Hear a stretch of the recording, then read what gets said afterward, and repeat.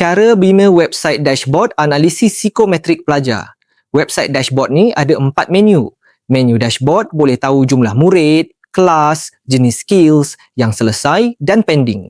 Boleh juga tapis ikut kelas, jantina dan status. Tahu purata skor ikut skills dan kelas serta jadual perincian setiap murid. Menu individu boleh tahu skor psikometrik setiap murid. Pilih nama murid atau tapis dulu ikut jantina dan kelas dan terus keluar nama, lokasi rumah, jumlah dan purata skor 6A, 6B dan keseluruhan dalam bentuk radar chat dan kolom chat. Siap dengan rumusan tentang kecenderungan, kekuatan dan kerjaya sesuai ikut skor tiap murid. Menu data untuk tambah atau edit data pelajar. Lepas simpan, menu dashboard dan individu akan terus updated tanpa perlu buka Google Sheets atau Excel. Menu pengguna untuk daftar user lain yang boleh tambah atau edit data. Jom bina. Sediakan file Excel dan dashboard Power BI.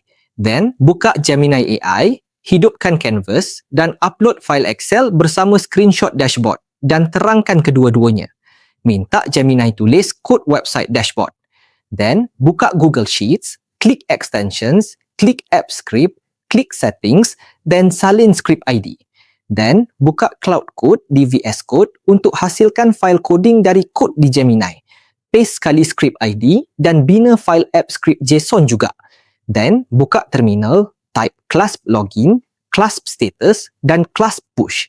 Akhir sekali, refresh app script, klik deploy, new deploy, pilih web app, tulis description, pilih execute as me dan access to anyone. Then, klik deploy.